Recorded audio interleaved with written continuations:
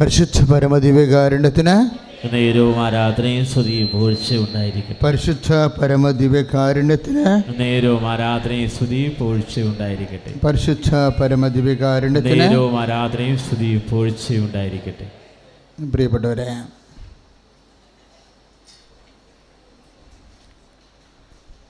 നമ്മൾ ദൈവത്തോട്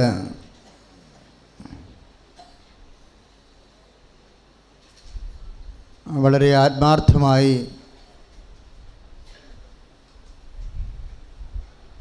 ജീവിതം കൊണ്ട് ഒരു ഉടമ്പടിയിൽ അങ്ങ് ജീവിക്കുക. നമ്മൾ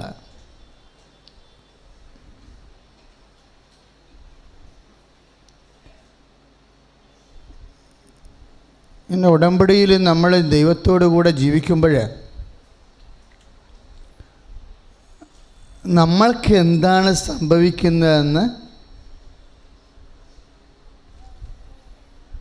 അറിയണത് നല്ലതാണ്. നമ്മൾക്ക് എന്താണ് ഈ ആധ്യാത്മികമായ കാലാവസ്ഥയിൽ, ഇപ്പം മാവ് പൂക്കുന്ന കാലമല്ലേ അല്ലേ? മാവൊക്കെ പൂത്തുകൊണ്ടിരിക്കുക. ജനുവരി ആയപ്പോൾ പൂക്കാൻ തുടങ്ങിയതാണ്, ഇപ്പോഴും പൂത്തുകൊണ്ടിരിക്കുക. മാവ് പൂക്കുന്നൊരു കാലമാണ്. അപ്പോൾ ഓരോ കാലാവസ്ഥയിലുമാണ് ഇതുപോലെ പുഷ്പങ്ങളും വസന്തങ്ങളും ഒക്കെ ഉണ്ടാകുന്നത്, കായ്ഫലങ്ങളൊക്കെ ചൂടണത് അല്ലേ? ഉടമ്പടിയിൽ ആധ്യാത്മികമായ ഒരു വസന്തകാലമാണ്. നമ്മുടെ ആത്മാവിന് കുറേയധികം ഫലങ്ങൾ.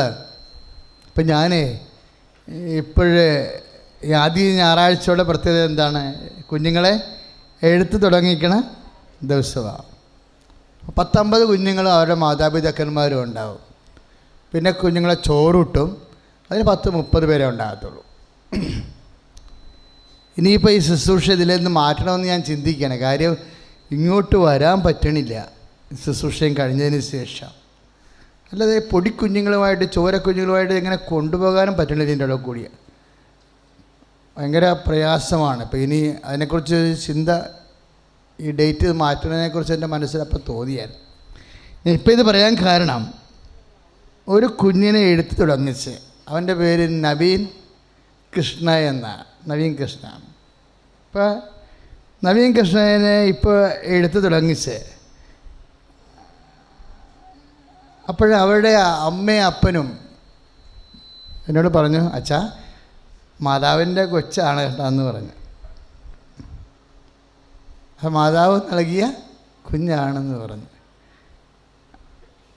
അപ്പോൾ ഞാൻ ചോദിച്ചു, മാതാവ് എപ്പം നൽകിയെന്ന് ചോദിച്ചു. പറഞ്ഞു, ഞങ്ങളാണ് അച്ഛാ ഇവിടെ ഉടമ്പടി ചെയ്ത ആദ്യത്തെ ആൾക്കാരെന്ന്.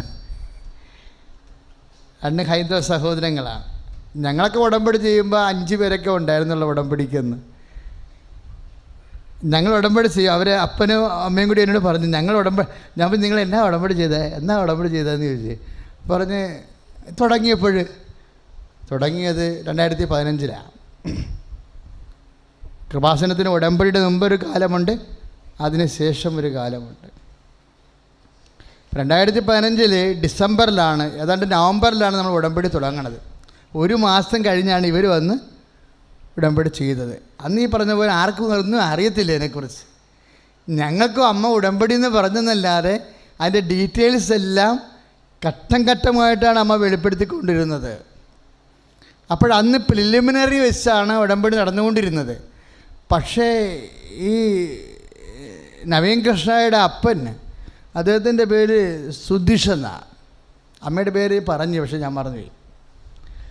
അവർ വട്ടയാൽക്കാരാണ്, ഇവിടുത്തെ ഒരു പ്രേക്ഷിതയാണ്. പക്ഷേ അതല്ല പ്രശ്നം, അവർക്ക് 20 വർഷമായിട്ട് മക്കളില്ലാതിരുന്നു. അല്ലാതെ 2 വർഷം 10 വർഷം അല്ല, 20 വർഷമായിട്ട് മക്കളില്ലാതിരുന്നു. അപ്പോഴാണ് ലെറി എന്ന് പറഞ്ഞ ഞങ്ങളുടെ ഒരു പഴയ പ്രവർത്തകയുണ്ട്, ഇപ്പോഴും ഉണ്ട് പ്രവർത്തകയുണ്ട്. അവർ പണ്ട് മുതലേ ഉള്ളതാണെന്നുകൊണ്ട് അങ്ങനെ പഴയതെന്ന് പറഞ്ഞത്. അവർ പറഞ്ഞു, ഇപ്പോൾ കൃപാസനത്തിൽ അമ്മയുടെ ഒരു പുതിയ പ്രാർത്ഥന ആരംഭിച്ചിട്ടുണ്ട്. ഇതുപോലെ എല്ലാവിധ ലോകവും മരുന്നും അതുപോലെ തന്നെ വൈദ്യശാസ്ത്രമൊക്കെ ഉപേക്ഷിച്ച ആൾക്കാരെ അമ്മ എടുക്കും, നിങ്ങൾ പോയി ഉടമ്പടി ചെയ്യാൻ പറഞ്ഞു.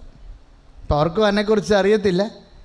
അവർ വന്ന് ഉടമ്പടി ചെയ്യും. അപ്പോൾ ഒന്ന് ചിന്തിച്ച് വയ്ക്കാം മക്കളെ, 20 വർഷമായിട്ട് മക്കളില്ല എന്നുണ്ടെങ്കിൽ ഒരു 6 വർഷമായിട്ട് മക്കളില്ലെങ്കിൽ തന്നെ വൈദ്യശാസ്ത്രം പിന്നീട് അതിനെക്കുറിച്ച് ആലോചിക്കത്തില്ല. കാര്യം ഒരുമാതിരിപ്പെട്ട മരുന്നൊക്കെ നമ്മളവിടെ ചെയ്തിരിക്കുക. ഇപ്പോഴേ ഇങ്ങനെ ഒരു സങ്കല്പം തന്നെ, ഇനി കുഞ്ഞുങ്ങൾ ഉണ്ടാവുക എന്നുള്ള ആഗ്രഹമില്ലേ, ആ ആശ തന്നെ അങ്ങ് കെട്ടുപോയതാണ്. എനിക്ക് ഭയങ്കരമായിട്ട് ഇഷ്ടപ്പെട്ടു കേട്ടോ ആ സാക്ഷ്യം. ആ കുഞ്ഞിനെ എഴുത്തു തുടങ്ങി വന്നപ്പോഴേ ഇപ്പോൾ കൊച്ചിന് 2.5 വയസ്സായെന്ന് തോന്നണം. 2000 ഇപ്പോൾ എത്രയായി? 14 വയസ്സായി. അതെ. ഇപ്പോൾ ഈ ഒരു കുഞ്ഞുണ്ടാകുന്നു എന്ന് പറയുന്നത് സ്വപ്നത്തിൽ പോലും ഇല്ലാത്തൊരു കാര്യമാണ്. അതിൻ്റെ ആഗ്രഹവും അങ്ങ് അസ്തമിച്ചു പോയി. ഞാൻ കുറേ കാര്യങ്ങൾ നവീൻ കൃഷ്ണനിൽ നിന്ന് ഇപ്പോൾ പഠിച്ചു. എന്നാൽ ഒരു ആഗ്രഹം അസ്തമിച്ചു പോയാൽ, നിൻ്റെ ഒരു വിഷയം നിൻ്റെ ആഗ്രഹം അസ്തമിച്ചു പോയാൽ, ഇങ്ങനെ ഒരു ആശ തന്നെ ഇല്ലാതെ വന്നാലും അമ്മയിൽ നീ ആശ്രയിച്ചാൽ നിൻ്റെ ആശ, കെട്ടുപോയ ആശകളെ തിരിച്ചു കൊണ്ടുവരികയും വചനം മാംസമാക്കി നിന്നെ കാണിക്കുകയും ദൈവത്തെ മഹത്വപ്പെടുത്താൻ നിന്നെ ദൈവത്തിൻ്റെ ഉപകരണം മാറ്റുകയും ചെയ്യും. സ്തുതിക്കട്ടെ. ഹല്ലേലൂയ, ഹല്ലേലൂയ, ഹല്ലേലൂയ, ഹല്ലേലൂയ, ഹല്ലേലൂയ, ഹല്ലേലൂയ. കരങ്ങൾ ഉയർത്തിക്കൊണ്ട് സ്തുതിക്കട്ടെ. കർത്താവായ ദൈവമേ, അവിടുത്തെ സാന്നിധ്യം എന്ന് പറയുന്ന കർത്താവേ, കർത്താവായ ദൈവമേ, ഈ സാക്ഷ്യത്തിലൂടെ അങ്ങ് ഞങ്ങളെ ഹൃദയങ്ങളെ സ്പർശിക്കുന്നതിനൊക്കെ പറയുന്നു. ഞങ്ങൾ സാക്ഷ്യത്തിലൂടെ കർത്താവേ വിശ്വാസം വർദ്ധിപ്പിക്കണമേ എന്ന് പ്രാർത്ഥിക്കുന്നു. Hallelujah, hallelujah. Price the Lord. നമ്മൾ ജീവിക്കുന്ന ദൈവത്തെയാണ് ഉടമ്പടിയിലെ നമ്മൾ അനുഭവവേദ്യമാകണത്. ഇപ്പം കഴിഞ്ഞ ദിവസങ്ങളിൽ, ഇന്ന് ഞായറാഴ്ച, ഇപ്പം കഴിഞ്ഞ ബുധനാഴ്ച ഒരു വിഷയമുണ്ടായി. കഴിഞ്ഞ ബുധനാഴ്ച അപ്പോഴൊരു മുസ്ലിം ഡോക്ടറുടെ സാക്ഷ്യം നേരത്തെ പറഞ്ഞായിരുന്നല്ലോ, ഇല്ലേ? നിങ്ങൾ കേട്ട് യൂട്യൂബിൽ ആ സാക്ഷ്യം കിടക്കുന്നുണ്ട്. ഫേസ്ബുക്കിൽ നിന്ന് അത് മാറ്റി, പ്രത്യേക കാരണങ്ങളാൽ മാറ്റിയതാണ്. അപ്പോൾ അവർ ഹസ്ബൻഡുമായിട്ട് വന്നിട്ടുണ്ടായിരുന്നു കഴിഞ്ഞ ദിവസങ്ങളിൽ. ഹസ്ബൻഡ് ഒരു പോലീസുകാരനാണ്, സുധീർ എന്നാണ് പേര്. അപ്പോൾ ഞങ്ങൾ കുറേ കാര്യങ്ങൾ, പുതിയ ദൈവാനുഭവത്തിനെ കുറിച്ചുള്ള കാര്യങ്ങൾ, അവർ വളരെ സീരിയസാണ് ആ വിഷയത്തിൽ. വിശ്വാസകാര്യത്തിൽ അവർ സീരിയസാണ്, ആത്മാർത്ഥമാണ്. അപ്പോൾ അവരോട് സംസാരിച്ചുകൊണ്ടിരിക്കുന്ന സമയത്ത് പെട്ടെന്ന് ഞാൻ അവരോട് പറഞ്ഞു, ഇപ്പം എനിക്ക് കിട്ടിയ നോട്ട്, എൻ്റെ മനസ്സിൽ ഈശോ തന്ന നോട്ട് ഞാൻ കുറിച്ച് വെച്ചിട്ട് ഞാൻ ഡോക്ടർ സഹീദ അറിയാതെ അവരുടെ മുമ്പിൽ കാണിക്കാതെ അവർ കമത്തി വെച്ച്. ചിലപ്പോൾ ഡോക്ടർ സഹീദ ഈ സമയത്ത് ലൈവായിട്ട് പ്രോഗ്രാം കാണുന്നുണ്ടാവും. ഞാൻ കമഴ്ത്തി വെച്ചതിന് ശേഷം പറഞ്ഞ്, ഡോക്ടർ ഒരു നമ്പർ പറയാൻ പറഞ്ഞു. അപ്പോൾ അവർ പറഞ്ഞത് 3 പറഞ്ഞു. പിന്നെ ഒരു നമ്പർ പറയാൻ പറഞ്ഞു. അവർ പറഞ്ഞു 5 പറഞ്ഞു. ഞാൻ പിന്നെ പറഞ്ഞു ഒരു സുവിശേഷത്തിൻ്റെ പേര് പറയാൻ പറഞ്ഞു. സുവിശേഷത്തിൻ്റെ പേര് പറയാൻ പറഞ്ഞപ്പോൾ അവർ പറഞ്ഞു സെൻറ്റ് ജോൺ എന്ന് പറഞ്ഞു, യോഹന്നാൻ്റെ സുവിശേഷം. അപ്പോൾ ഞാൻ എൻ്റെ ബൈബിൾ കൊടുത്ത് പറഞ്ഞ് എടുക്കാൻ പറഞ്ഞു. അപ്പോൾ അവർ എൻ്റെ ബൈബിൾ എടുത്തില്ല. കാര്യം അവളുടെ ബാഗിൽ അവർ ഇംഗ്ലീഷ് ബൈബിൾ സൂക്ഷിച്ചിട്ടുണ്ട്. അവരുടെ ബാഗിൽ നിന്ന് ഇംഗ്ലീഷ് ബൈബിൾ എടുത്തിട്ട് വായിക്കുന്നതിന് മുമ്പ് ഞാൻ പറഞ്ഞ്, നിങ്ങളുടെ മുമ്പിൽ കമത്തി വെച്ചിരിക്കുന്ന പേപ്പറിന് തുറന്നു നോക്കാൻ പറഞ്ഞു. അതവർ നമ്പർ പറയും മുമ്പ് കർത്താവ് എഴുതി വെച്ച സംഭവമാണ്. അത് തുറന്നു നോക്കിയപ്പോൾ ഞെട്ടിപ്പോയി. എന്നാ കാര്യം? അത് 3 യോഹന്നാൻ്റെ സുവിശേഷമാണ്, 7. ഒരു 2 വാക്കിന് മാത്രമേ ഇവരെന്നോട് പറഞ്ഞ നമ്പരുമായിട്ട് 2 വാക്കിന് വ്യത്യാസമുള്ളൂ. പക്ഷേ സബ്ജക്റ്റ് ഒന്ന് തന്നെയാണ്. സബ്ജക്റ്റ് ഒന്നാണ്. എനിക്ക് ഈശോ പറഞ്ഞത് 3:7 എന്നോട് പറഞ്ഞത്, യോഹന്നാൻ്റെ സുവിശേഷം. അത് ഞാൻ എഴുതിയിട്ട് അവരുടെ മുമ്പിൽ അവരറിയാതെ കമത്തി വെച്ചിരിക്കുകയല്ലേ. പിന്നെ അവരോട് ചോദിക്കുമ്പോൾ അവർ പറഞ്ഞത് എന്താണ്? 3. പിന്നെ എന്താണ്? 3, 5. എന്ത് സുവിശേഷമാണ്? യോഹന്നാൻ്റെ സുവിശേഷം. ഇതെന്താണെന്ന് നിങ്ങൾ ചിന്തിക്കണം. അവർ പറയാൻ പോകുന്ന സുവിശേഷം ലൂക്ക പറയാം, മത്തായി പറയാം, മർക്കോസ് പറയാം, അല്ലേ? യോഹന്നാനും പറയാം. 3 പറയാം, 5 പറയാം, 4 പറയാം, 30 പറയാം, 10 പറയാം, എത്ര വേണമെങ്കിലും പറയാം. എന്തുകൊണ്ട് അവരത് തന്നെ പറയണം? ആ നമ്പർ തന്നെ പറയുന്നു. എന്തുകൊണ്ട് ആ സുവിശേഷം തന്നെ പറയുന്നു? ഞാൻ പറഞ്ഞ് ഇനി വായിച്ചു നോക്കാൻ പറഞ്ഞു. എന്താ അവരോട് പറഞ്ഞിരിക്കണേ? ഈശോ, യു മസ്റ്റ് റീബർത്ത്, ജലത്താലും പരിശുദ്ധാത്മാവിനാലും വീണ്ടും ജനിക്കുന്നില്ലെങ്കിൽ ദൈവരാജ്യത്തിൽ പ്രവേശിക്കുകയില്ല. സ്തുതിയുടെ ഹല്ലേലൂയ, സ്തുതിയുടെ ഹല്ലേലൂയ.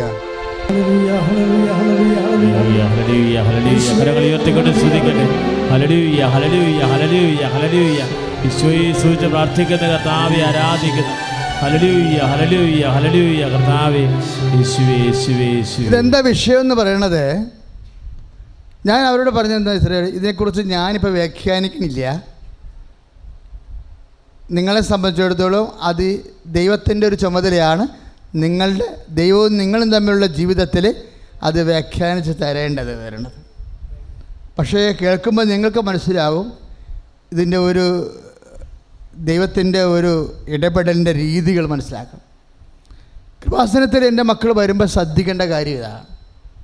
അതായത് ജീവനുള്ള ദൈവത്തിൻ്റെ സാന്നിധ്യത്തിലേക്കാണ് നിങ്ങൾ ഉടമ്പടി ചെയ്തിരിക്കുന്നത്. അല്ലാതെ എന്തെങ്കിലും ഒരു സങ്കല്പമായിട്ട് ഇവിടെ ചെയ്തിരിക്കണമല്ല. ജീവിക്കണ ദൈവവുമായിട്ട് വ്യക്തിപരമായിട്ടാണ് നിങ്ങൾ ഉടമ്പടി ചെയ്തിരിക്കുന്നത്, അല്ലേ? ഇല്ലേ? ഒന്ന് പ്രാർത്ഥിച്ച്, കർത്താവായ ദൈവമേ, സത്യദൈവവുമായി വ്യക്തിപരമായി ചെയ്ത ഉടമ്പടി പാലിക്കുവാൻ എനിക്ക് ശക്തി നൽകണമേ, ശക്തി തരണം. Price the Lord. Hallelujah, hallelujah. ഉടമ്പടി പ്രാർത്ഥനയിൽ നമ്മൾ അതാണ് പ്രാർത്ഥിക്കുന്നത്, അല്ലേ? ഇത് പാലിച്ചു കൊണ്ടുപോകാനുള്ള. അപ്പോൾ ഒരു കാരണവശാലും പച്ചത്തിരി കത്തിച്ചുള്ള ഉടമ്പടി പ്രാർത്ഥന ഒരു കാരണവശാലും മുടങ്ങരുത്. കാര്യം ഉടമ്പടി പാലിച്ചുകൊണ്ട് പോകണമെങ്കിൽ നമുക്ക് എന്ത് വേണം? ദൈവത്തിൻ്റെ ശക്തി വേണം. ഉടമ്പടി നമ്മളെപ്പോഴും ശ്രദ്ധിക്കേണ്ട ഒരു വിഷയം എന്താ? ഉടമ്പടി വിഷയങ്ങൾ. ഇപ്പോൾ ഒരു അമ്മച്ചി സാക്ഷ്യം പറഞ്ഞ്, അമ്മച്ചി എന്താ സാക്ഷ്യം പറഞ്ഞത്? അമ്മയോട് അമ്മ വീട്ടിൽ ചെന്നപ്പോൾ മകൻ വിളിച്ചിട്ട് അമ്മയോട് ചോദിച്ചു, അമ്മ അച്ഛനെ കണ്ടോയെന്ന് ചോദിച്ചു. ഇല്ലേ? അതിന് മറുപടി അമ്മച്ചിക്ക് ഇല്ലായിരുന്നു. അമ്മച്ചി നുണയാ പറഞ്ഞു. പക്ഷേ അത് അമ്മയെ അടിസ്ഥാനപ്പെടുത്തിയാണത് പറഞ്ഞത്. മകൻ സങ്കടപ്പെടാതിരിക്കാൻ വേണ്ടി പറഞ്ഞതാണ്. ഇതാ അച്ഛനെ കണ്ടു, അച്ഛൻ പറഞ്ഞു, എന്ത് പറഞ്ഞു? ഒരു പുതുവത്സര സമ്മാനം നിനക്ക് തരുമെന്ന് പറഞ്ഞു. ഇല്ലേ? പുതുവത്സരം. ഈ വത്സരങ്ങൾ, വർഷങ്ങൾ, ഡേറ്റുകൾ, മാസം, സമയം, ഇതൊക്കെ കൃപാസനത്തിലെ അമ്മയുടെ വിഷയങ്ങളാണ്. എങ്ങാനും ഡേറ്റ് ഇട്ട് കഴിഞ്ഞാൽ സമയത്തിൻ്റെ മേൽ അമ്മയ്ക്ക് ഇന്ന് എത്രയോ പേരാ അത് പറഞ്ഞത്? സ്വാധീനമുണ്ടെന്ന്. അധികാരമുണ്ടെന്ന് ഞാൻ പറയണില്ല. അധികാരം ദൈവത്തിനല്ലേ? ദൈവത്തോട് ചേർന്ന് മധ്യസ്ഥം വഹിക്കുമ്പോഴല്ലേ അമ്മയ്ക്ക് സ്വാധീനം വരുന്നത്. അപ്പോൾ അവർ ഡേറ്റ് ഇട്ട് കഴിഞ്ഞു പുതുവത്സരത്തിൽ. അപ്പോൾ ആ ഡേറ്റിൽ വിശ്വസിച്ച് കഴിയുമ്പോൾ അമ്മ പാറ പോലെ അങ്ങനെ ആ ഡേറ്റിൽ ഉറച്ച് നിൽക്കുക, ചലിക്കാതെ നിൽക്കുകയാണ്. അപ്പോഴങ്ങനെ നമ്മൾ ഉറച്ച് നിൽക്കുമ്പോൾ നമ്മളുടെ ഉടമ്പടി നിബന്ധനകളിൽ ഉറച്ചു നിൽക്കണമെന്ന് വിചാരിച്ചോ? അപ്പം നമ്മൾ ആരായി മാറും? പാറയായിട്ടാണ് മാറണത്. പിന്നെ ഭവനം പണിയാൻ എളുപ്പമായിരിക്കും ദൈവത്തിന്. ഉടമ്പടി നിബന്ധനകളെ നമ്മളെ ആരാക്കി മാറ്റും? പാറയാക്കി മാറ്റും. നിബന്ധനകളാണ് പ്രശ്നം. ഉടമ്പടി നിബന്ധനകളിൽ നമ്മൾ ഉറച്ചു നിൽക്കുമ്പോൾ, ഇപ്പം ഞാനൊരു കാര്യം ചോദിക്കട്ടെ. ഇപ്പോഴേ പത്രോസ് കർത്താവിനെ രക്ഷിക്കാൻ വേണ്ടി പ്രധാന ആചാര്യനെ ഭൃത്യൻ്റെ പെട്ടലിക്കിട്ട് വെട്ടിയില്ലേ വാളൂരി? അപ്പോൾ ഈശോ എന്നാ പറഞ്ഞത്? നിൻ്റെ വാള് ഉറയിലിടുക എന്ന് പറഞ്ഞല്ലേ? പിതാവ് എനിക്ക് നൽകിയ പാനപാത്രം, യോഹന്നാൻ്റെ സുവിശേഷം 18:11, നിൻ്റെ വാള് ഉറയിലിടുക. പക്ഷേ ആ ഒരു കാലാവസ്ഥയിൽ പത്രോസിനോട് ഈശോ അങ്ങനെ പറയണത് ബുദ്ധിപരമാണോ? അല്ല. കാര്യം കർത്താവിന് കൈകൊണ്ട് പോലും പത്രോസിനെ സഹായിക്കാൻ പറ്റാത്ത രീതി കൈ വെട്ടിച്ചിരിക്കുക. കൂടെ ഉണ്ടായിരുന്ന ശിഷ്യന്മാരെല്ലാവരും രാജ്യം വിട്ടു പോയി. പത്രോസ് ഒറ്റയ്ക്ക് നിന്ന് കർത്താവിന് വേണ്ടി പൊരുതുക. അപ്പോഴേ ശത്രുക്കളെ വെട്ടിക്കഴിഞ്ഞിട്ട് പിന്നെ പത്രോസിനവിടെ നിൽക്കക്കളിയുണ്ടോ? നിൽക്കാൻ പറ്റുമോ? അവൻ ഒറ്റക്കല്ലേ ഉള്ളൂ അല്ലേ? അവരുടെ കയ്യിലൊക്കെ നിറച്ച് വാളുണ്ട് താനും. അപ്പോൾ ശത്രുക്കളുടെ കയ്യിൽ വാള് എല്ലാവരുടെ കയ്യിൽ ഇരിക്കുകയും ചെയ്യുന്നു. പത്രോസ് അതിൽ ധൈര്യം കാണിച്ച് വെട്ടുകയും ചെയ്തു. പത്രോസിന് ഉള്ള വാള് കൂടി ഒഴിവാക്കാൻ പറയാൻ പറ്റുമോ? പറയണ ബുദ്ധിയാണോ? ഇല്ല. തടുക്കാൻ പോലും കയ്യിലൊന്നും ഉണ്ടാകത്തില്ല അവർ വെട്ടുകയാണെങ്കിൽ. പക്ഷെ എന്നിട്ടും കർത്താവ് പത്രോസിനോട് പറഞ്ഞു, വാള് ഉറയിലിടാൻ പറഞ്ഞു. ഞാനങ്ങനെ ഇടക്ക് ഓർക്കുകയെ, യൂദാസിനോടാണെങ്കിൽ കർത്താവ് പറയത്തില്ല. എന്താ? അവൻ വാൾ ഉറയിലിടത്തില്ല. പിന്നെ ഇപ്പം ചാകാൻ പോകുമ്പോഴാണെങ്കിൽ വാൾ കൂടി ഉടറിയിട്ട് അവരെന്നെ കഷ്ണം തിരിക്കും.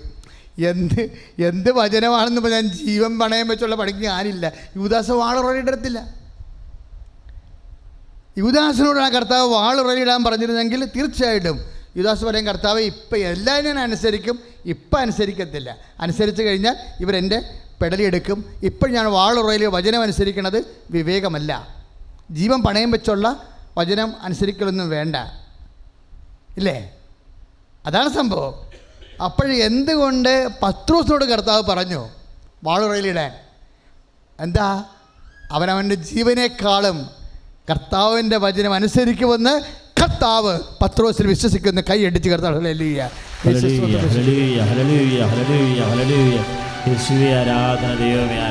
ചില പാലിക്കാൻ പറ്റാത്ത വചനങ്ങൾ പാലിക്കാൻ വേണ്ടി നിന്നോട് പറയുമ്പോൾ നീ എന്താണ് കരുതേണ്ടത്? ചില പാലിക്കാൻ പറ്റാത്ത വചനങ്ങൾ പാലിക്കാൻ വേണ്ടി നിന്നെ നിർബന്ധിക്കുമ്പോൾ എന്താണ് നീ കരുതേണ്ടത്? നിന്നെ കർത്താവ് പത്രോസിൻ്റെ സ്ഥാനത്ത് കാണുന്നുവെന്ന്. Praise the Lord. ഹല്ലേലൂയ. പറഞ്ഞാൽ മനസ്സിലായില്ലേ? പാലിക്കാൻ പറ്റാത്ത വചനങ്ങൾ അല്ലെങ്കിൽ പാലിക്കാൻ പ്രയാസമുള്ള വചനങ്ങൾ പാലിക്കാൻ നീ ബാധ്യസ്ഥമായി തീരുമ്പോൾ, അത് നിന്നോട് ആവശ്യപ്പെടുമ്പോൾ കർത്താവ് നിന്നെ ആരായിട്ട് കരുതുന്നു? പത്രോസായിട്ട് കരുതുന്നു. പത്രോസായിട്ട് കരുതിയാൽ കർത്താവ് നിന്നെ എന്തെന്ന് വിളിക്കും? ഖെഫാ എന്ന് വിളിക്കും. പത്രോസായിട്ട് നിന്നെ കരുതിയാൽ കർത്താവ് നിന്നെ എന്തെന്ന് വിളിക്കും? ഖെഫാ, rock. I am this rock, I should build my church. അല്ലേ? ഞാൻ നിന്നെ പാറ എന്ന് വിളിക്കും. പിന്നെ എന്താ കർത്താവ് പറയണം അടുത്ത വാക്കിലെ?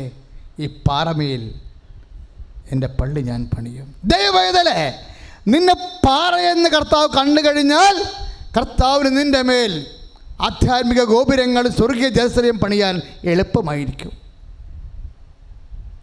എന്താ കാര്യം അങ്ങനെ പറയാൻ കാരണം? ദൈവവചനം കേൾക്കുകയും, ഒന്ന് പറഞ്ഞേ,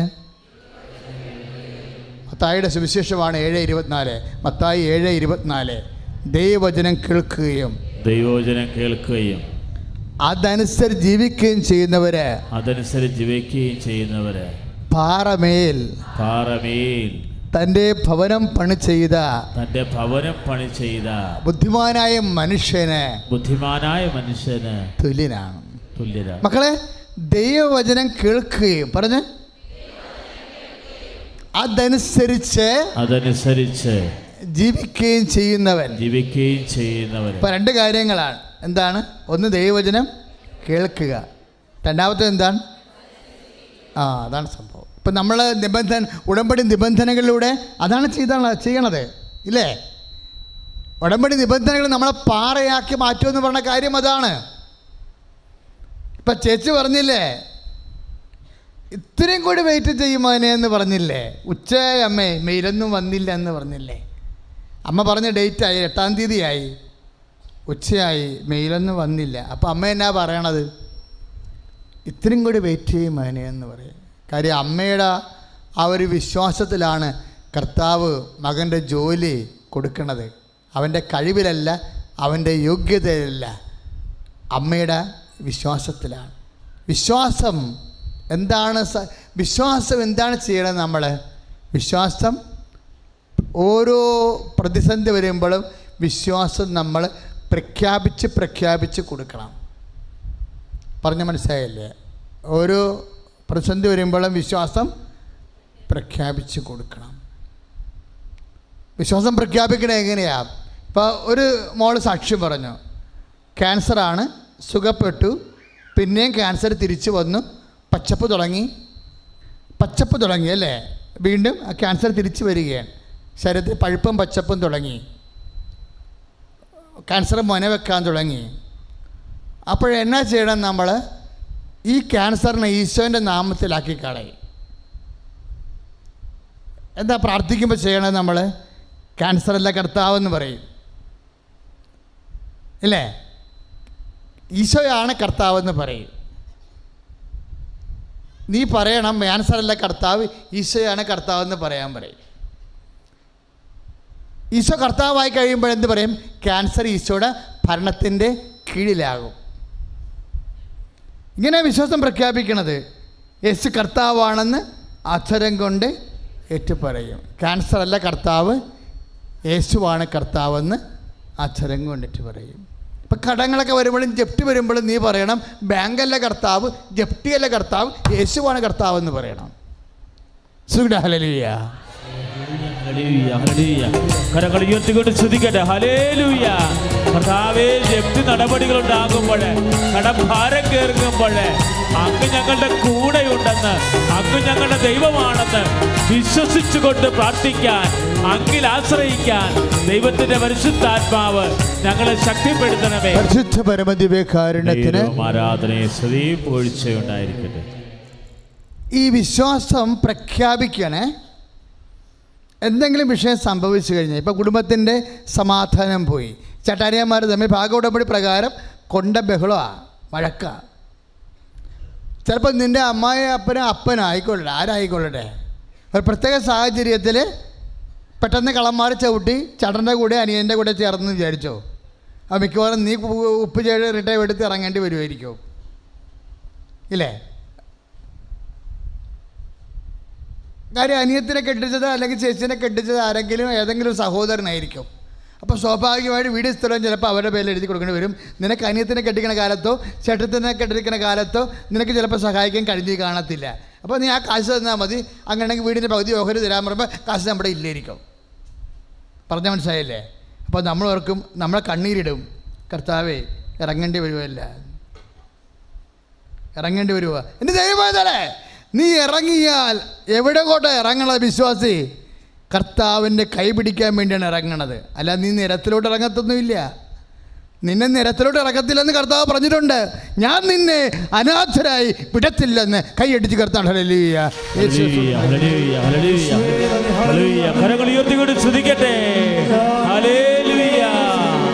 പരമദിവ്യകാരുണ്യത്തിന് ആരാധനയും സ്തുതിയും പുകഴ്ചയുണ്ടായിരിക്കട്ടെ. മക്കളെ ഓർമ്മിച്ച് തരാൻ പരിശുദ്ധാത്മാവോട് പറയണം കേട്ടോ. ഇപ്പോൾ 14-18 വചനമാണ് ഇപ്പം അച്ഛൻ വായിച്ചത്. യോഹന്നാൻ്റെ സുവിശേഷം 14-ാം അധ്യായം 18-ാമത്തെ വാക്യം എല്ലാവർക്കും അറിയാവുന്ന വാക്യമാണ്. പക്ഷേ അതല്ല പ്രശ്നം. വീട്ടിൽ നിന്ന് ഇറങ്ങുമ്പോൾ പരിശുദ്ധാത്മാവ് ഈ വാക്ക് ഓർപ്പിച്ച് തരണം. ആധ്യാത്മിക ജീവിതത്തിൽ നിൻ്റെ ഏറ്റവും വലിയ കൂട്ടുകാരൻ ആരാണെന്നറിയാവോ? ഹോളി സ്പിരിറ്റ്, പരിശുദ്ധാത്മാവ്.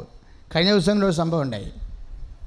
എനിക്ക് എവിടെ നിന്നാണെന്ന് ഞാൻ പറയുന്നില്ല, ഔദ്യോഗികമായ മേഖലയിൽ നിന്ന് വളരെ ദുഃഖകരമായ ചില അനുഭവങ്ങളുണ്ടായി. അപ്പം ഞാനങ്ങനെ മിണ്ടാതെ വന്ന് എൻ്റെ മുറിയിലിരിക്കുക. അപ്പോൾ എൻ്റെ മുമ്പിൽ മുറി തുറന്ന് ഒരു സഹപ്രവർത്തക കയറി വന്നു. ഇവർ കയറി വന്ന് കസേരയിരുന്ന് ഞാൻ എൻ്റെ മുറി ഇവരെ മിണ്ടായിരിക്കുക. പെട്ടെന്ന് എൻ്റെ ഈ തലയുടെ ഇവിടെ വെച്ച് ഒന്ന് ഇളകി. എന്നുവെച്ചാൽ ഇങ്ങനെ അകത്തിങ്ങനെ ചുഴിഞ്ഞ് ഉള്ളിലോട്ട് കയറണ പോലെ. ഇങ്ങനെ ഇടയ്ക്ക് നമ്മൾ കർത്താവിൻ്റെ അടുത്ത് നിൽക്കുമ്പോഴും വചനം പ്രസംഗിക്കുന്ന സമയത്തും ചില സൗഖ്യപ്പെടുന്ന രോഗത്തിന് വേണ്ടി പ്രാർത്ഥിക്കുമ്പോൾ ആ രോഗം സൗഖ്യപ്പെടുന്ന നമ്മൾ അറിയണത് ഇളക്കം അനുസരിച്ചാണ്.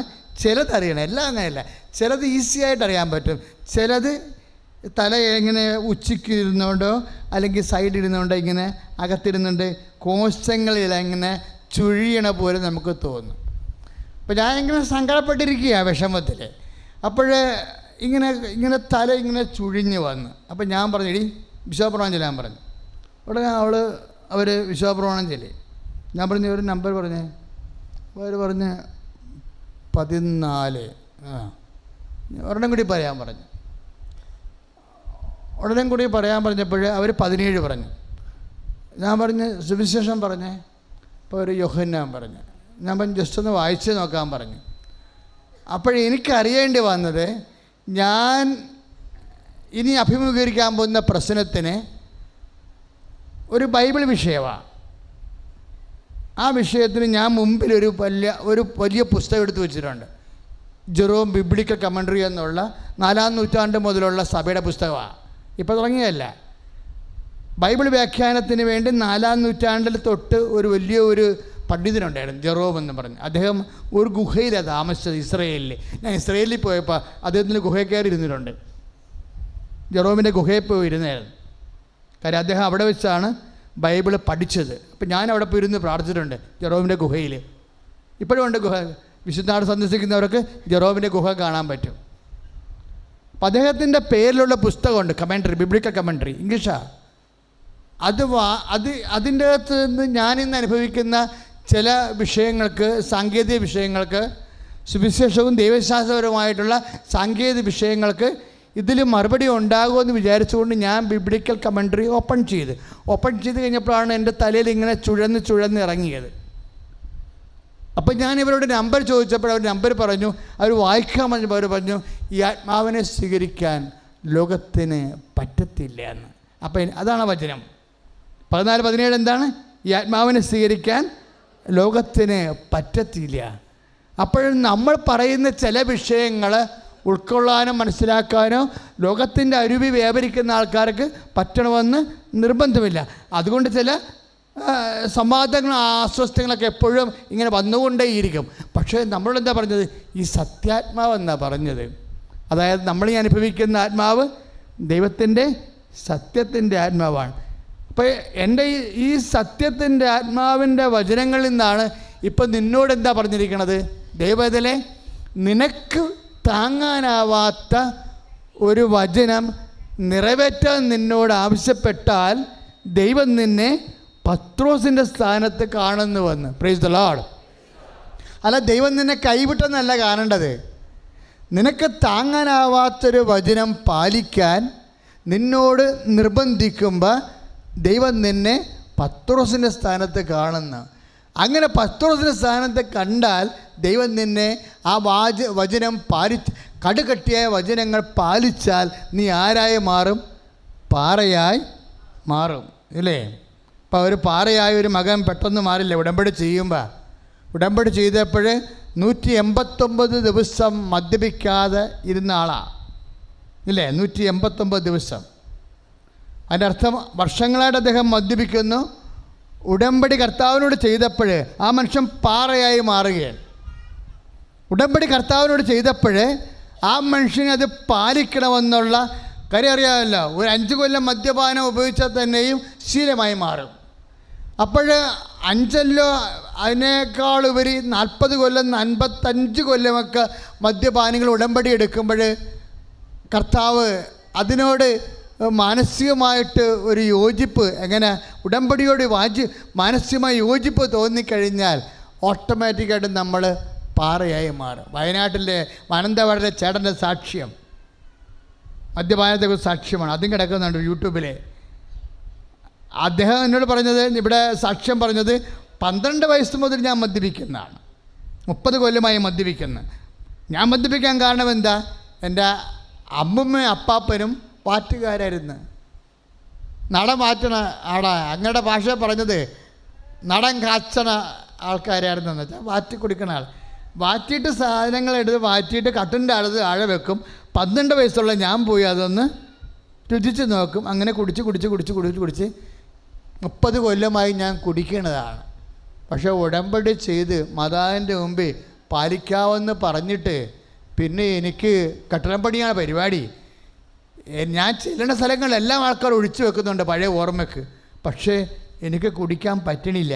എൻ്റെ കാര്യം അയാൾ പാറയായി മാറിയിരിക്കുക. Praise the Lord. കർത്താവ് ആ പാറമേൽ കർത്താവിൻ്റെ വചനം കേൾക്കുകയും അത് പാലിക്കുകയും ചെയ്യുമ്പോൾ, അത് പാലിക്കാൻ വേണ്ടി ഒരു തീരുമാനം എടുക്കുമ്പോൾ, ഉടമ്പടി നിന്നെ പാറയാക്കുമെന്ന് പറയുമ്പോൾ മത്തായി 7:24 നിൻ്റെ ജീവിതത്തിൽ സംഭവിക്കണത്. എന്താണ് സംഭവിക്കണത്? എൻ്റെ വചനം കേൾക്കുകയും അതിന് ജീവിക്കുകയും ചെയ്യുന്നവൻ പാറമേൽ ഈ ഭവനം പണി ചെയ്ത ബുദ്ധിമാനായ മനുഷ്യ തുല്യനാണ്. പ്രാർത്ഥിക്കുക, കർത്താവായ ദൈവമേ, ഉടമ്പടി നിർദ്ദേശങ്ങൾ അനുസരിച്ചുകൊണ്ട് ദൈവവചനം കേൾക്കുകയും അതനുസരിച്ച് ജീവിച്ചുകൊണ്ട് ദൈവ തിരുസന്നിധിയിൽ വിശ്വാസത്തിന്റെ പാറയായി മാറിയ ഞങ്ങളെ സഹായിക്കണമേ.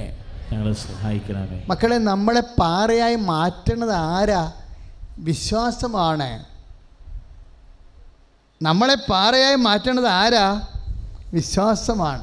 എന്താ കാര്യം? ദൈവവചനം കേൾക്കുകയും എന്നല്ലേ ഈശോ പറഞ്ഞത്?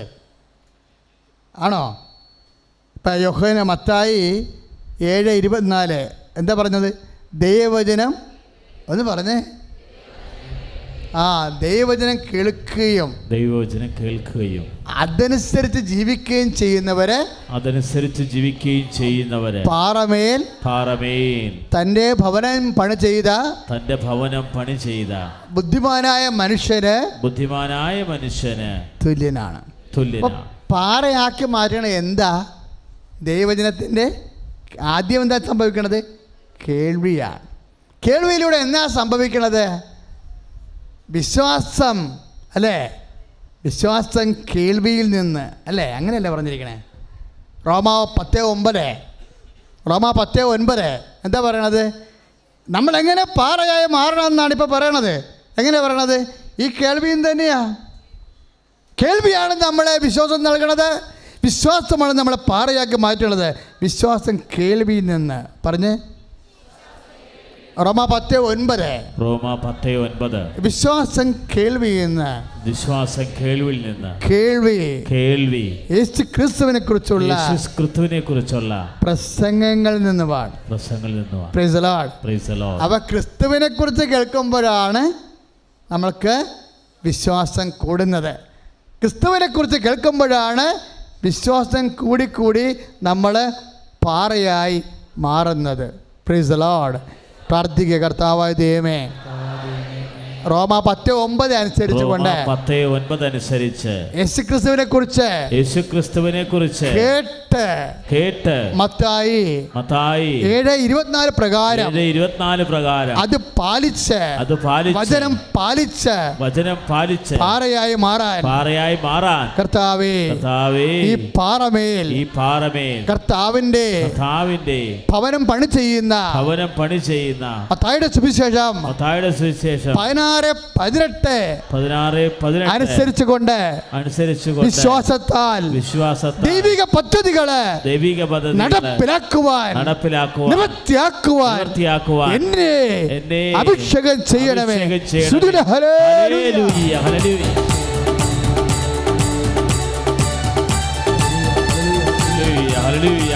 കരങ്ങൾ ഉയർത്തിക്കൊണ്ട് ശ്രദ്ധിക്കട്ടെ. ഉടമ്പടി കർത്താവേ, വിശ്വാസപ്രകാരം ദൈവവചനം പാലിച്ച് അഭിഷിക്തരാകാൻ, ദൈവാത്മാവിൽ ശക്തി പ്രാപിക്കാൻ ഞങ്ങൾ ചെയ്ത ഉടമ്പടിയെ ഓർത്ത് സമർപ്പിച്ച് പ്രാർത്ഥിക്കുന്ന കർത്താവേ, ഹല്ലേലൂയ. പരിശുദ്ധ പരമദിവ്യകാരുണ്യത്തിന് ആരാധനയും സ്തുതിയും പുകഴ്ചയും ഉണ്ടായിരിക്കട്ടെ. പ്രിയമുള്ളവരെ, കർത്താവ് എപ്പോഴും ചോദ്യങ്ങൾ ചോദിച്ചാണ് നമ്മളെ വളർത്തുന്നത്. കർത്താവ് ഇപ്പം നമ്മൾ പരീക്ഷയ്ക്ക് എന്നാ സംഭവിക്കണത്? ചോദ്യങ്ങളല്ലേ ചോദിക്കണത്, ഇല്ലേ? പരീക്ഷയ്ക്ക് നമ്മൾ കുറേ പഠിച്ച് കഴിയുമ്പോൾ ഒരു പരീക്ഷ വരും. ഓണപ്പരീക്ഷ, ക്രിസ്മസ് പരീക്ഷ, അപ്പോൾ പിന്നെ എന്നാ പരീക്ഷ? വലിയ പരീക്ഷ. തൃശ്ശൂർക്കാരൊക്കെ വേറെ എന്നാ പേരാ പറയണത് വലിയ പരീക്ഷയ്ക്ക്.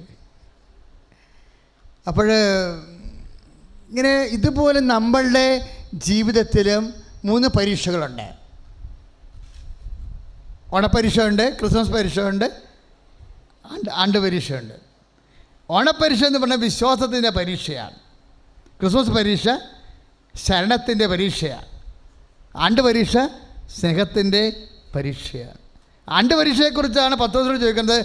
ശമയോൻ ബാർജോന, യോനായുടെ പുത്രനായ ശമയോനെ, നീ ഇവരെക്കാൾ അധികമായി എന്നെ സ്നേഹിക്കുന്നുവോ? അതാണ് ആണ്ട് പരീക്ഷ. അവസാനത്തെ ചോദ്യമാണ്. അതിന് മുമ്പ് ഒരു ചോദ്യം ചോദിച്ചായിരുന്നു. ഓണപരീക്ഷയ്ക്കൊരു ചോദ്യം ചോദിച്ചായിരുന്നു. എന്താ ചോദിച്ചത്? ശിമയോനെ, നീ ഇവരെക്കാൾ അധികമായി എന്നെ വിശ്വസിക്കുന്നുവോ? ക്രിസ്മസ് പരീക്ഷയ്ക്ക് കർത്താവ് ഒരു ചോദ്യം ചോദിച്ചായിരുന്നു. ശിമയോനെ, നീ ഇവരെക്കാൾ അധികമായി എന്നെ ശരണപ്പെടുന്നുവോ? കാരണം എന്താ?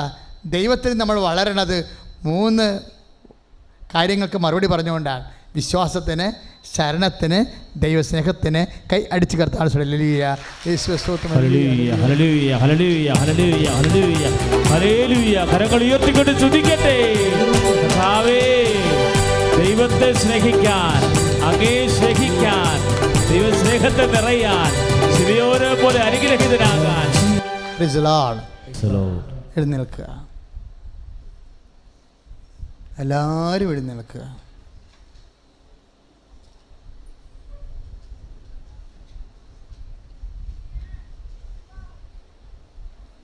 സന്തോഷത്തോടെ എഴുന്നേൽക്ക്.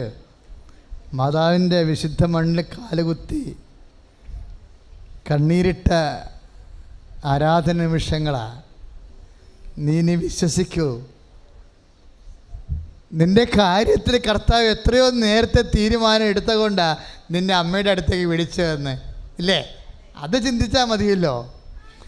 നിൻ്റെ കാര്യത്തിൽ നിന്നേക്കാൾ നേരത്തെ തീരുമാനം എടുത്തുകൊണ്ടാണ് അമ്മ സന്നിധാനത്തേക്ക് നിന്നെ വിളിച്ചു ഉടമ്പടി ചെയ്യിച്ചിരിക്കണത്. ബാക്കി ഇനി അമ്മ നോക്കിക്കോളും. നിങ്ങൾ ധൈര്യമായിട്ടിരിക്കോ.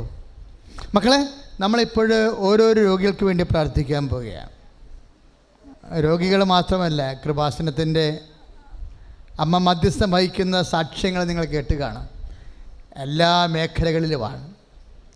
നിൻ്റെ കണ്ണ് നിറയണ എല്ലാ മേഖലകളിലും, നിൻ്റെ കൺകോണിൽ നീര് പൊടിയണ എല്ലാ മേഖലകളിലും അമ്മ നിനക്ക് വേണ്ടി മധ്യസ്ഥം വഹിക്കും ഈശോനോട്. അതുകൊണ്ട് നീ ധൈര്യമായിരിക്കുക. ഇപ്പോഴച്ഛൻ പ്രാർത്ഥിക്കാൻ പോകുന്നത് വ്യത്യസ്തങ്ങളായ രോഗികളാണ്. 5 മിനിറ്റ് 10 മിനിറ്റ് ആ പ്രാർത്ഥന കഴിയും. അതിൽ അനേകം മക്കളെ കർത്താവ് സുഖപ്പെടുത്താൻ വേണ്ടി അമ്മ മധ്യസ്ഥം വഹിക്കും. അതിനുശേഷം നിങ്ങളുടെ ജീവിത ആവശ്യങ്ങളുടെ മേലെ പ്രാർത്ഥിക്കും. ഒരമ്മച്ച സാക്ഷ്യം പറഞ്ഞില്ലേ, കാര്യം കാക്ക മോളിൽ കൂടി പോയി കഴിഞ്ഞാൽ കാട്ടം വരെ വീഴും. അപ്പം അമ്മ എന്നാ ചോദിക്കണമെന്ന് അത് സങ്കടത്തോടെ പറയുമ്പോൾ തന്നെ ഈശോ പറയും, ഞാനത് അവൾക്ക് ചെയ്ത് കൊടുക്കും. അതാണ് ഞാൻ ചോദിക്കുന്നത്. നിങ്ങൾക്ക് എന്നാ വേണ്ടതെന്ന് ചോദിക്കണില്ലേ? അത് എന്നാ വേണ്ടത് നിങ്ങൾക്ക്? പുതിയ പെര വേണോ അതോ പഴയ പെര പുതുക്കി പണിയണോ? അപ്പോൾ അവരുടെ നിവർത്തികേട് കൊണ്ട് പറഞ്ഞ് പുതിയ വെക്കാനുള്ള കാശില്ല, പഴയത് മതിയെന്ന്. പക്ഷെ കർത്താവ് ഒരു തീരുമാനമെടുത്തു. നീ പുതിയ പെരയെ താമസിക്കാൻ പറഞ്ഞു. ഞാൻ ചില സമയത്ത് ചോദിക്കും, സ്ഥലമുണ്ടോ എന്ന് ചോദിക്കും. വീടില്ല എന്ന് പറയുമ്പോൾ ചോദിക്കും, സ്ഥലമുണ്ടോ എന്ന് ചോദിക്കും. അപ്പോൾ അവർ പറയും സ്ഥലവുമില്ല എന്ന് പറയും. ഞാനത് കേൾക്കാൻ വേണ്ടി അങ്ങനെ ചോദിക്കണത്. സ്ഥലമില്ലെന്ന് എനിക്കറിയാം, പക്ഷെ സ്ഥലം കർത്താവിൻ്റെ അടുത്ത് ഉള്ളത് ഞാൻ കണ്ടിട്ടാണ് അവരോട് ചോദിക്കുന്നത് സ്ഥലമുണ്ടോ എന്ന്. എല്ലാം കർത്താവിലുണ്ടേ, എല്ലാം കർത്താവിലില്ലേ? എന്താ? എല്ലാം യേശുക്രിസ്തു എല്ലാമാണെന്ന് വചനമില്ലേ? അപ്പം നിൻ്റെ സ്ഥലവും ജോലിയും സൗഖ്യവും എല്ലാം കർത്താവിലാണല്ലോ. കൊളോസ്യസ് 3:11 എന്താ പറയണത്? എല്ലാം യേശുക്രിസ്തു എല്ലാമാണ്. ഒന്ന് പറഞ്ഞേ, യേശുക്രിസ്തു. അപ്പോൾ എല്ലാ സാധ്യതയുമാണ്. നിന്നെ സംബന്ധിക്കുന്ന എല്ലാം ഈശോയിലുണ്ട്. അതുകൊണ്ടാണ് പൗലോസ് പറയണത്, ജ്ഞാനമാണവൻ, ശക്തിയാണവൻ, എന്നുവെച്ചാൽ പ്ലാനാണവൻ, പ്രയോഗമാണവൻ.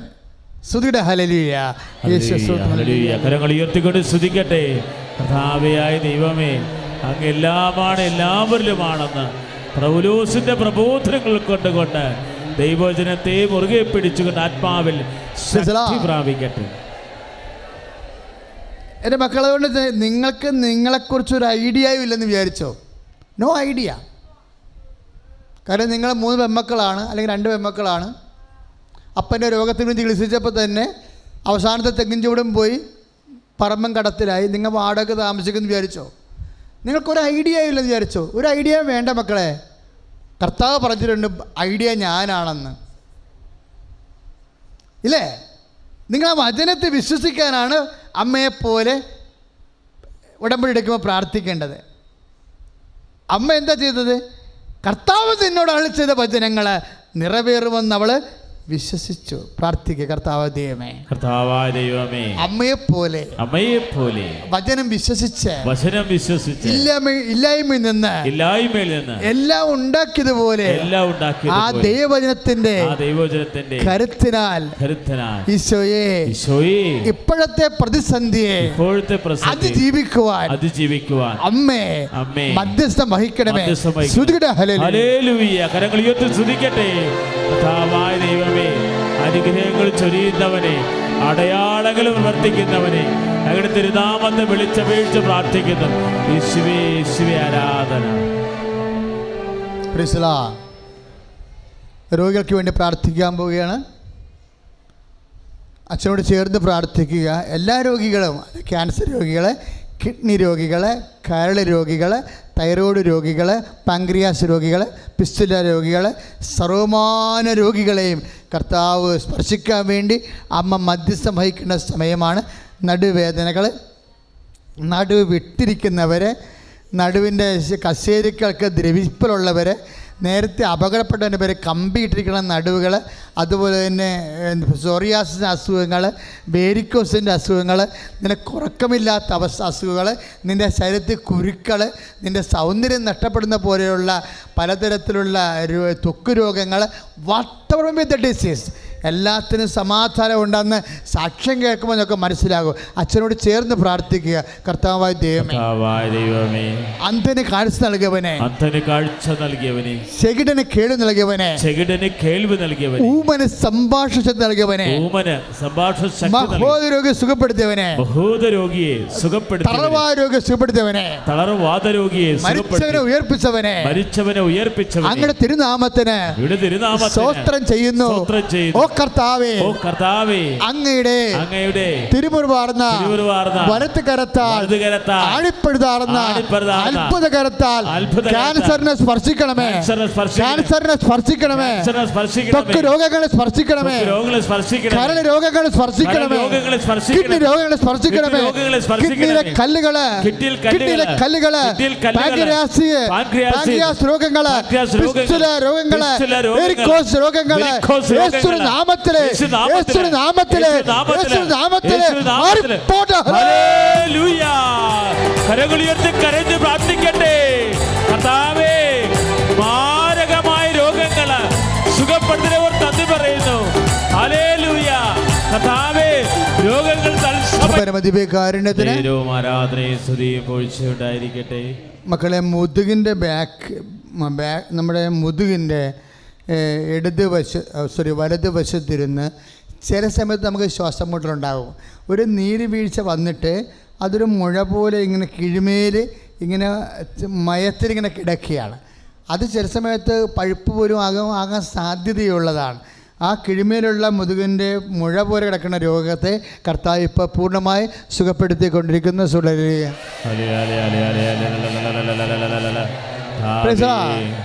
ഇപ്പോഴേ ഈശോ സന്ദേശം നൽകണത് ഉദരരോഗങ്ങളാണ്. ഉദരരോഗങ്ങൾ വെച്ചാൽ ഉദരത്തിൽ വെറുതെ ഇങ്ങനെ വെള്ളം കെട്ടി വരും. നീർ കെട്ടിയ വയറ് കാരണം വയറിൻ്റെ ഷേപ്പ് പോയത് തന്നെയല്ല പ്രശ്നം, ഭക്ഷണം കഴിക്കാൻ പറ്റണില്ല, വയറ്റിൽ ഇളക്കം വരുന്നു, വയറ് മുറുകുന്നില്ല, പിന്നെ എല്ലാ തരത്തിലും ഒരു തളർച്ച ഈ രോഗിയെ കർത്താവ് സുഖപ്പെടുത്തുന്നു. ഹല്ലേലൂയ.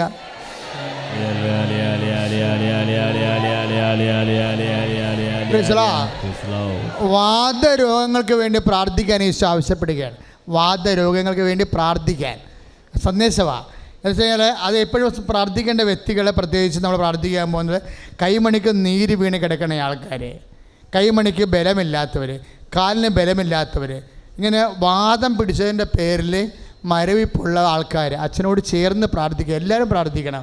കർത്താവായ ദൈവമേ, എല്ലാ വാദരോഗികളെയും സ്പർശിച്ച് പ്രാർത്ഥിക്കുന്ന കർത്താവേ, വാദരോഗികളെ സന്ധിബന്ധങ്ങളിലെ മരവിപ്പ്, മാംസപേശികളിലെ വേദന, ജോലി ചെയ്യാൻ പറ്റാത്ത അവസ്ഥകള് ശരീരത്തിന്റെ വല്ലാത്ത തളർച്ചകള് യേശുനാമത്തിൽ ഈ നിമിഷം മാതാവിന്റെ മധ്യസ്ഥതയിലെ സൗഖ്യമാകട്ടെ.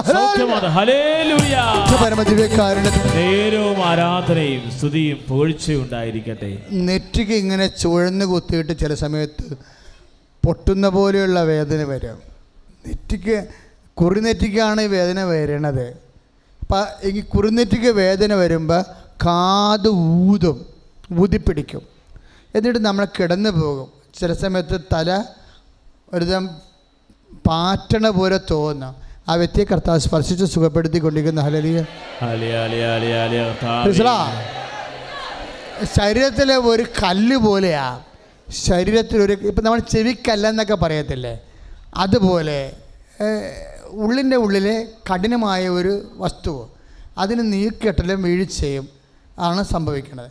ഉള്ളിൻ്റെ ഉള്ളിൽ കല്ല് പോലത്തെ കഠിനമായ എല്ലാ വസ്തുക്കളെയും ശരീരത്തിന് ആവശ്യമില്ലാത്തതും രോഗം കാരണം ഉണ്ടായതുമായിട്ടുള്ള കഠിന പദാർത്ഥങ്ങളെ കർത്താവ് സുഖപ്പെടുത്തുന്ന ഹല്ലേലൂയ.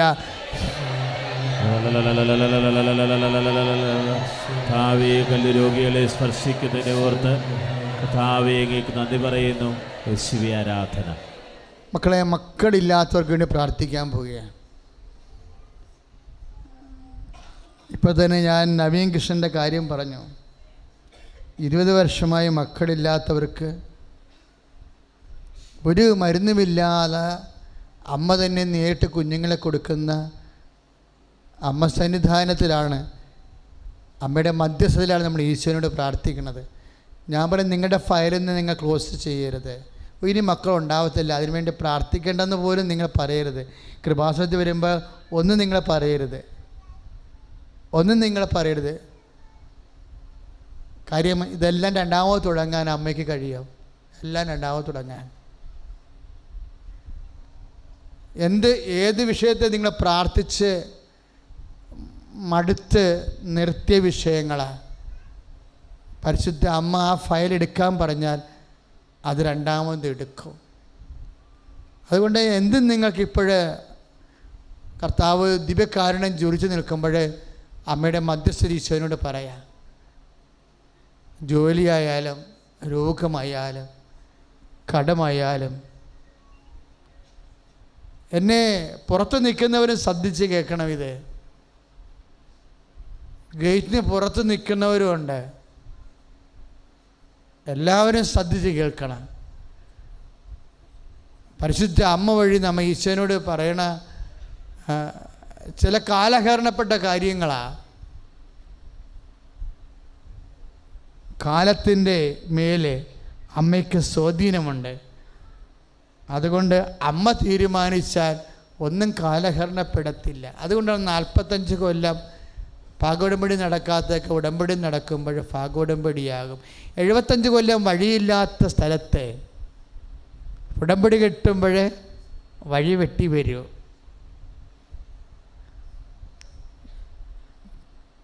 ഇപ്പോഴും നിങ്ങൾ പ്രാർത്ഥിക്കേണ്ടത് മക്കളെക്കുറിച്ച് വ്യവരാതി കൊള്ളുന്നവരെ, നെഞ്ച് പൊടിയുന്നവരെ കാണിക്കുന്നുണ്ട്.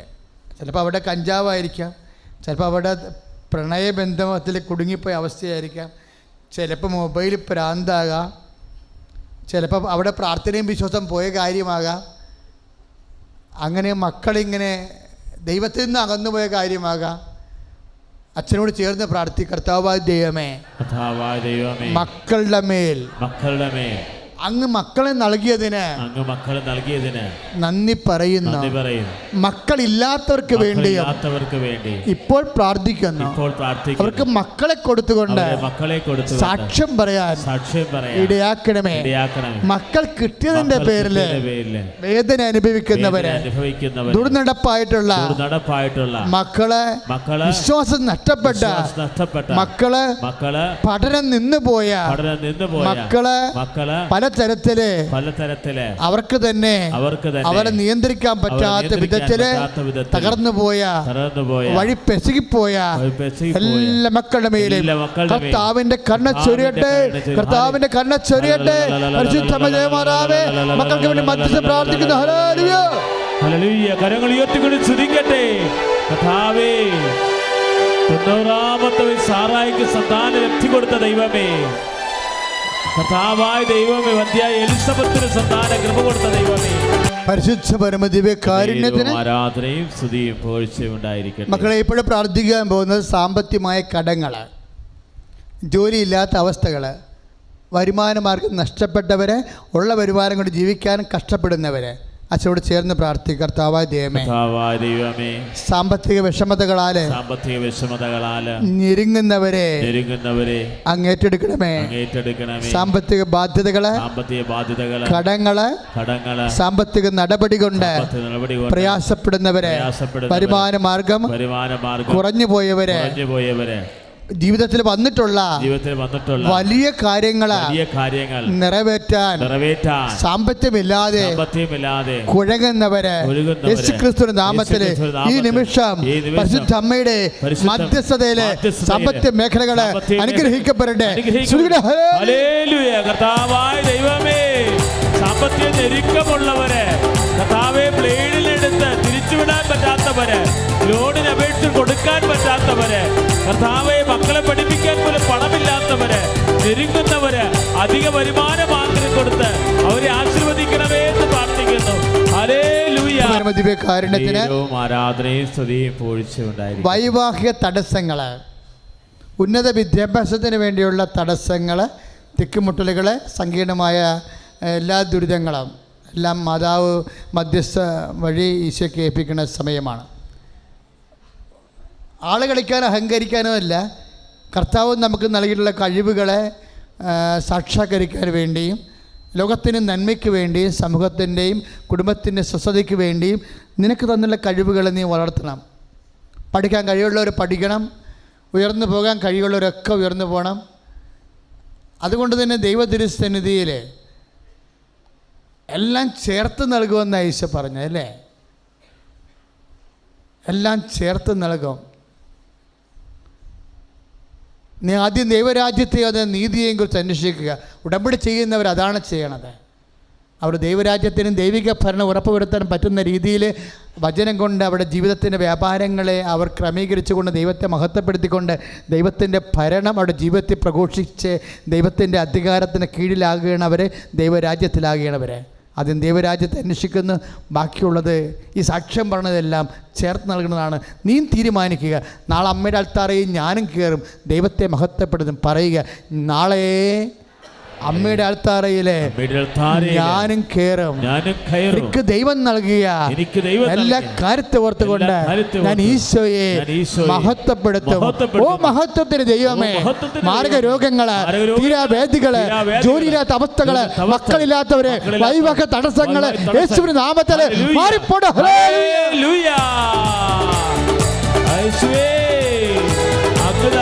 കൃപയുടെ നന്ദി പറയുന്നു. കൃപാസനമത്താരയിൽ കയറി സാക്ഷ്യപ്പെടുത്തുമാറ് ഞങ്ങളുടെ നിയോഗങ്ങൾ സമർപ്പിച്ച് പ്രാർത്ഥിക്കുന്നു. അത്ഭുതം വർഷിക്കണമേ. നേർച്ച എടുക്കുക.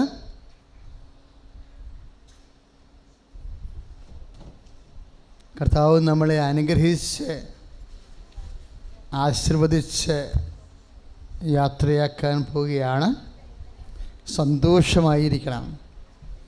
ഉടമ്പടി പ്രകാരം ജീവിക്കുമെന്നും പ്രാർത്ഥിക്കുമെന്നും അമ്മയുടെ മധ്യസ്ഥതയിൽ അമ്മയ്ക്ക് വാക്ക് കൊടുത്തുകൊണ്ട് പോയാൽ ഒരു കുഴപ്പമില്ല. നേരത്തെ ദിവസം എടുത്തേ മക്കളെ, അമൂല്യമായ നേർച്ച വസ്തുക്കളാണ്. നിങ്ങൾക്ക് സാക്ഷ്യം കേൾക്കുമ്പോൾ മനസ്സിലാകും.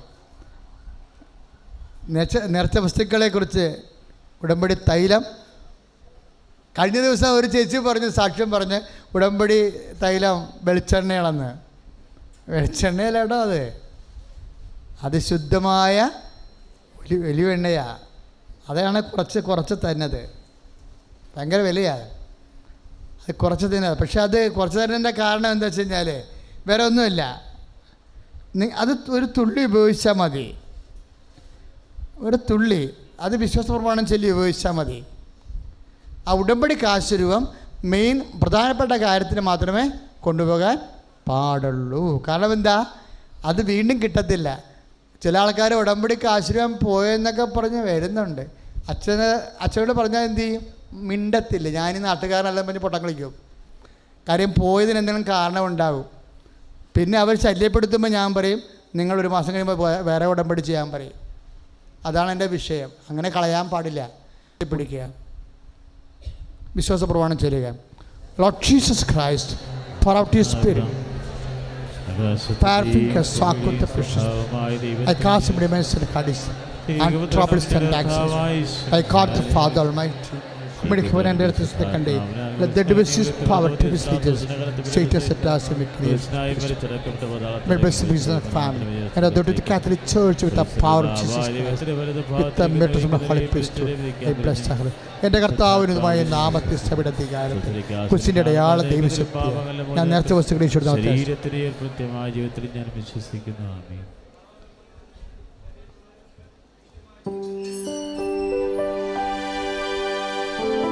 നേർച്ച വസ്തുക്കൾ ഉയർത്തിപ്പിടിക്കാം. കരങ്ങൾ ഉയർത്തിപ്പിടിക്കട്ടെ. ഹല്ലേലൂയ, ഹല്ലേലൂയ, ഹല്ലേലൂയ, ഹല്ലേലൂയ, ഹല്ലേലൂയ, ഹല്ലേലൂയ, ഹല്ലേലൂയ. കരങ്ങൾ ഉയർത്തിക്കൊണ്ട് സ്തുതിക്കട്ടെ. ഹല്ലേലൂയ. കർത്താവായ ദൈവമേ, അങ്ങ് നൽകുന്ന അത്ഭുതകരമായ സൗഖ്യങ്ങൾ ഇവർ നന്ദി പറയുന്നു.